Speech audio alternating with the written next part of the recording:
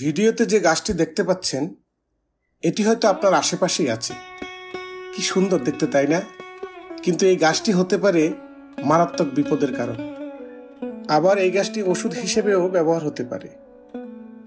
আজকে এই গাছটি নিয়ে আপনাদের সাথে কথা বলবো। এর বায়োলজিক্যাল নেম ক্যাসকাবেলা থিভিটিয়া। এই গাছকে কলকে ফুল, বিষকর্ণিকা, পিতকর্ণিকা, ঘটি ফুল বিভিন্ন নামে ডাকা হয়। এই গাছটি চিরসবুজ গুল্ম জাতীয় গাছ। এটি সাধারণত 3 থেকে 5 মিটার পর্যন্ত লম্বা হয়ে থাকে। পাতাগুলো সরু, লম্বা এবং চকচকে সবুজ। এই গাছের সবচেয়ে আকর্ষণীয় দিক হলো এর ফুল। দেখতে খুবই সুন্দর, হলুদ, অনেকটা ঘন্টার মতো আকৃতির। মাঝে মাঝে কমলা বা হালকা সাদা রঙেরও দেখা যায়। এই গাছের ফলগুলো ছোট, গোল, ভিতরে শক্ত বাদামি বীজ থাকে, আর এই ফলের বীজ সবচেয়ে বেশি বিষাক্ত।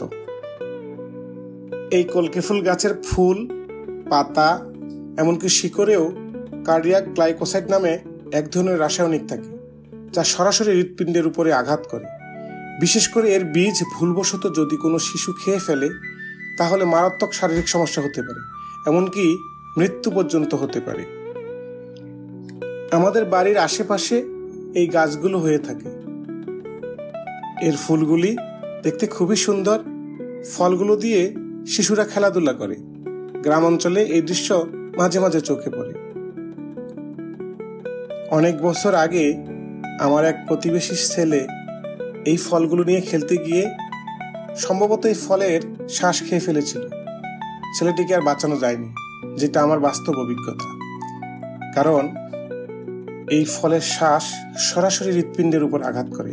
কোনোভাবে যদি এই ফল শিশুরা খেলতে গিয়ে খেয়ে ফেলে তাহলে বমি, মাথা ঘোরা, বুক ধরফর করা এবং অবশেষে হৃদস্পন্দন বন্ধ হয়ে মারা যেতে পারে। এমনকি গবাদি পশুর জন্য এটি মারাত্মক বিষাক্ত। সুতরাং আপনি খেয়াল রাখবেন আপনার বাড়ির আশেপাশের শিশুরা এই ফলগুলো দিয়ে যেন না খেলে। ভারতের বিভিন্ন জায়গায় এই গাছের ফল খেয়ে মৃত্যুর ঘটনা ঘটেছে। অনেক সময় মানুষ আত্মহত্যা করার জন্য কিন্তু এই গাছের বীজ ব্যবহার করে। সুতরাং সাবধান, এই গাছ বাচ্চাদের নাগালের বাইরে রাখা দরকার এবং গবাদি পশুর গ্রেজিং এরিয়া থেকে এই গাছ সরিয়ে ফেলা উচিত। আয়ুর্বেদিক এবং লোকচিকিৎসায় কলকে ফুল গাছের কিছু ব্যবহার রয়েছে। এই গাছের কোনো অংশই সরাসরি খাওয়া যায় না, তবে শরীরের বহিরংশে এটির প্রয়োগ রয়েছে। কলকে ফুল গাছের পাতা এবং মূল শরীরের বহিরংশে প্রয়োগ করে চর্মরোগ বা চুলকানিতে ব্যবহার করা যায়। গ্রামাঞ্চলে গেটে ব্যথা বা বাতের ক্ষেত্রে এই পাতার রস ব্যবহার করা হতো। সাপ বা পোকামাকড় কামড়ালে ঐতিহ্যগতভাবে এর ব্যবহারের নজির আছে।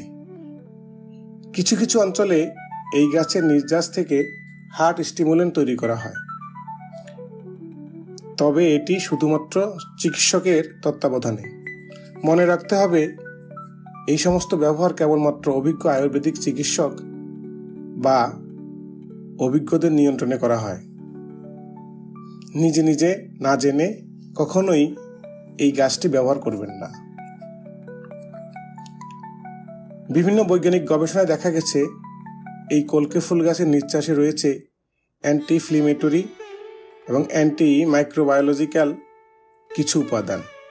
তবে এর বিষাক্ততা এত বেশি যে গবেষণাগুলো এখন পর্যন্ত ক্লিনিক্যাল অ্যাপ্রুভ হয়নি। অনেকে এই গাছটি বাড়ির ছাদে লাগান সৌন্দর্যের জন্য, কারণ এর ফুলগুলো নজরকাড়া এবং সুগন্ধিও আছে। তবে গাছ লাগানোর সময় এমন একটি জায়গা বেছে নিতে হবে যেখানে বাচ্চারা ও পোষা প্রাণী সহজে যায় না। আমি এই গাছগুলো ভারতের রাজস্থান রাজ্যে প্রচুর পরিমাণে দেখেছি। সেখানে রাস্তার ধারে এই গাছগুলো সৌন্দর্য বৃদ্ধির জন্য লাগানো হয়েছে। আজ এখানেই বিদায় নিচ্ছি। আবার দেখা হবে অন্য কোনো ভিডিওতে, অন্য কোনো গাছ নিয়ে। ততক্ষণ পর্যন্ত ভালো থাকুন। ধন্যবাদ।